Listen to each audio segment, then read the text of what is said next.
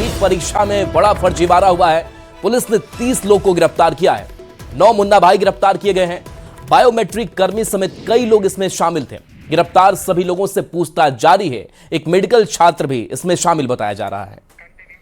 NEET UG की दोबारा परीक्षा में फर्जीवाड़ा पर एनटीए के डीजी अभिषेक सिंह ने बड़ा बयान दिया।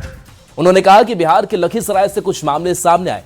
कुछ मामलों में छात्र मोबाइल फोन अंदर ले जाने की कोशिश कर रहे थे, कोई किसी और की जगह परीक्षा देने की कोशिश कर रहा था। हमारी सभी सुरक्षा व्यवस्थाओं का मकसद ये पक्का करना है कि कोई भी गड़बड़ी न कर पाए, वे पकड़े जाएंगे। Like the government has already accepted the recommendation of the high level committee for going for a computer based testing examination. So we'll very soon doing a thorough analysis, stakeholder discussion and finalization of the plan for the next year's examination, which will be done in a computer based test, but that requires planning at another level. So we are already on the job. We started UGC NET today. So once this cycle of examinations is over, we'll be announcing the plans for the next year's NEET examination. वहीं NEET UG की re examination पर अभिषेक सिंह ने कहा कि सरकार ने computer आधारित परीक्षा कराने के लिए हाई लेवल कमेटी की सिफारिश पहले ही मान ली है। हम बहुत जल्द अगले साल की परीक्षा के लिए पूरी जांच पड़ताल करेंगे, स्टेक होल्डर्स से बातचीत करेंगे और योजना को अंतिम रूप देंगे, जो कंप्यूटर आधारित टेस्ट के तौर पर होगी। साथ ही उन्होंने कहा कि नीट यूजी री एग्जामिनेशन के नतीजे भी जल्द ही जारी किए जाएंगे। We have already, like the government has already accepted the recommendation of the high level committee for going for a computer based testing examination. So we'll very soon doing a thorough analysis, stakeholder discussion and finalization of the plan for the next year's examination, which will be done in a computer based test, but that requires planning at another level. So we are already on the job. We started UGC NET today. So once this cycle of examinations is over, we'll be announcing the plans for the next year's NEET examination. और देखिए, Britain के PM को लेकर के बड़ी खबर है। Britain के पीएम कीर स्टारमर ने इस्तीफा दे दिया है। स्टारमर ने कहा है कि नए नेता आने तक पीएम वो बने रहेंगे। तो ब्रिटेन के पीएम कीर स्टारमर का इस्तीफा, हालांकि नए नेता आने तक वो पीएम की पद पर रहेंगे।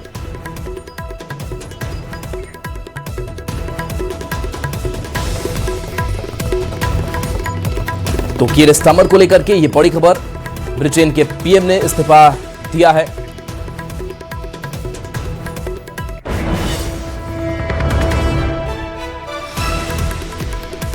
तो ये इस्तीफे की खबर सामने आ रही है और इस बीच कहा यह भी जा रहा है कि इस इस्तीफे के साथ साथ वो भावुक भी हो गए, रो भी पड़े और उनकी जो तस्वीरें सामने आई कि किस तरीके से लगातार वो इस सेवा में लगे रहे, लेकिन जो हालात बने उन हालातों को देखते हुए ये स्थितियां बनी। हालांकि जरूर कहा गया कि आने तक, अगले नेता के आने तक वो पीएम बने रहेंगे। और इंदौर से इस वक्त की सबसे बड़ी खबर है, जहां नीट परीक्षा के नाम पर ठगी करने वाले एक शातिर आरोपी को क्राइम ब्रांच ने गिरफ्तार किया है। खुद को कानून का छात्र बताने वाले आरोपी ने चैट जीपीटी की मदद से नीट का फर्जी पेपर तैयार किया और उसे असली बताकर सोशल मीडिया पर बेचने लगा। आरोपी ने करीब 200 से ज्यादा छात्रों को महज 200 रुपए में यह फर्जी पेपर बेच डाला। परीक्षा प्रभावित न हो, इसलिए पुलिस ने इस पूरे ऑपरेशन को बेहद गोपनीय रखा और परीक्षा खत्म होते ही देर रात आरोपी के खिलाफ धोखाधड़ी और आईटी एक्ट के तहत एफआईआर दर्ज कर ली। वो हमने पकड़ा है जो इंस्टाग्राम पर ये भ्रम फैला रहा था कि वो नीट के पे क्वेश्चन उसके पास में है, और जब उसकी जांच की गई तो मालूम पड़ा कि वो चैट जीपीटी से कुछ क्वेश्चंस निकाल करके और उसको 50 रुपए 100 रुपए में बेच रहा है। और उसको वो इस तरह से बताने का प्रयास कर रहा था कि जैसे वो नीट के पेपर हो। वास्तविकता में जब उसकी छानबीन की गई तो इसका नीट से कोई संबंध नहीं था। ये चैट जीपीटी से क्वेश्चंस निकाल करके और लोगों को 100 रुपए 200 रुपए में बेच रहा है। खबर दानापुर के नौबतपुर से है, जहां भेलूरा गांव में 2 डांसर के साथ सामूहिक दुष्कर्म मामले में पुलिस की कार्रवाई तेज हो गई है। इस मामले में पहले एक और अब 2 अन्य आरोपियों की गिरफ्तारी के बाद अब तक कुल 3 आरोपी पकड़े जा चुके हैं। हालांकि मामले में नामजद अन्य आरोपी अब भी फरार बताए जा रहे हैं। मामले की गंभीरता को देखते हुए पुलिस ने इस साइटी का गठन किया है, जो लगातार अलग अलग जगहों पर छापेमारी कर रही है। फुलवारीशरीफ डीएसपी 2 ने बताया कि दोनों पीड़िताएं झारखंड की रहने वाली हैं और पटना के मीठापुर में रहकर काम करती थी। आरोपियों ने उन्हें वहां से बुलाकर घटना को अंजाम दिया। पुलिस ने इस मामले में FIR दर्ज कर जांच शुरू कर दी है। गिरफ्तार आरोपियों से पूछताछ जारी है और फरार आरोपियों की तलाश के लिए लगातार अभियान चलाया जा रहा है। 19 जून 2026 को नौबतपुर थाना को एक सूचना मिली कि 2 महिलाओं के साथ सामूहिक दुष्कर्म की घटना घटित हुई है। इस संबंध में दोनों महिला का बयान दर्ज कराते हुए नौबतपुर थाना अंतर्गत प्राथमिकी दर्ज कराई गई है तथा FSL टीम को घटनास्थल पर बुलाकर आवश्यक साक्ष्य संकलन किया गया है। इस संबंध में एक विशेष टीम का भी गठन किया गया है ताकि इस पर अग्रतर अनुसंधान किया जा सके तथा उक्त टीम द्वारा लगातार छापेमारी की जा रही है। FIR में जो है 3 नामजद किया गया है तथा अन्य 10 को अज्ञात के विरुद्ध इसमें प्राथमिकी दर्ज कराई गई है दोनों महिलाओं के द्वारा।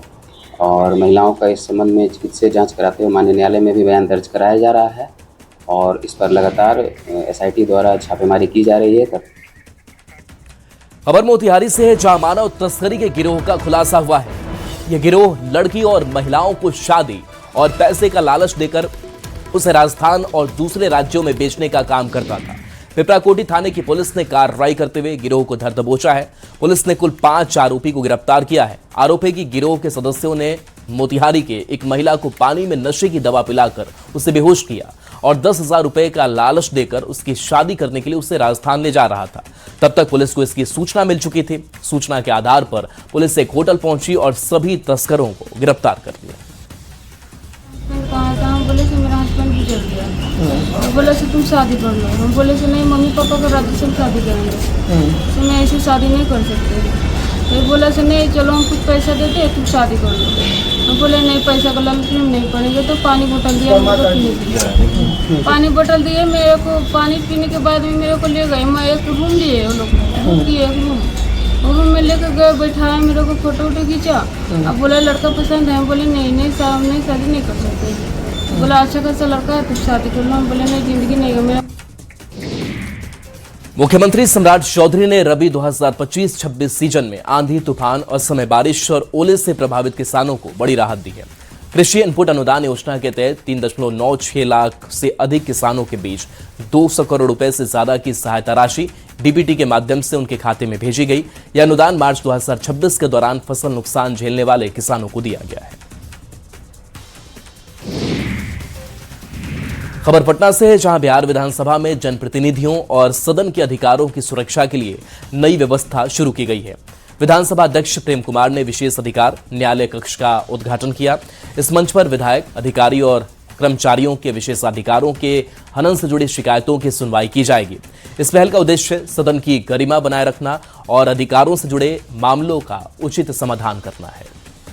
व्यवस्था शुरू की गई है। विधानसभा के एनेक्सी में एक न्यायालय कक्ष बनाया गया है और यहाँ देख सकते हैं कि कटघरा भी आपको इस न्यायालय कक्ष में नजर आ रहा होगा और इस कटघरे में बिहार के माननीय आने वाले दिनों में नजर आएंगे, क्योंकि विधानसभा में जिस तरीके से जब हंगामे होते हैं, वाद विवाद होता है, तो उसका निपटारा पहले विधानसभा अध्यक्ष के कक्ष में होता था, लेकिन अब यहाँ पर जो एनेक्सी है वहाँ पर ये जो कटघरा है वो बनाया गया है। और देखिए, जो विधानसभा अध्यक्ष हैं यहाँ पर बैठकर वो तमाम मामलों का यहाँ पे निपटारा करेंगे। एक नई व्यवस्था शुरू की गई है, न्यायालय कक्ष बनाया गया है।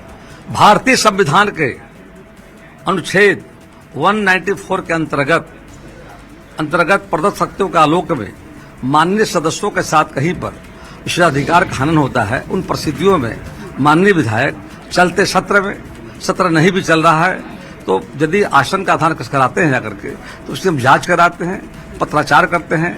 यदि अधिकारी को यहाँ बुलाया जाता है और व्यवस्था बनाई गई है कि विशेषाधिकार न्यायालय का, तक अधिकारी अब नहीं आएंगे, सुनवाई यही होगी जाकर। कटघरा बन गया है और यहीं पर सुनवाई होगी।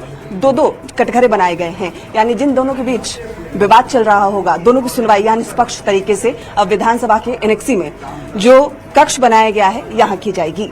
कैमरामैन सुबोध के साथ विनीता मिश्रा, न्यूज 18 पटना। जेडीयू में निशांत कुमार को भविष्य बताए जाने पर बीजेपी के राष्ट्रीय प्रवक्ता शाहनवाज हुसैन ने प्रतिक्रिया दी। उन्होंने कहा कि निशांत कुमार युवा हैं और अच्छा काम कर रहे हैं। उन्होंने कहा कि पूरी उम्मीद है कि निशांत कुमार का भविष्य उज्जवल है और इसे लेकर कोई संदेह नहीं। तो नीतीश कुमार जी राष्ट्रीय अध्यक्ष बने, उसकी बधाई देते हैं और समाज का, बिहार का बहुत भरोसा उन पे है। पार्टी ने भी भरोसा किया है जहाँ तक निशांत जी का सवाल है, वो युवा हैं, स्वास्थ्य मंत्री के तौर पे अच्छा काम कर रहे हैं और हमें पूरी उम्मीद है कि युवाओं का ही भविष्य है।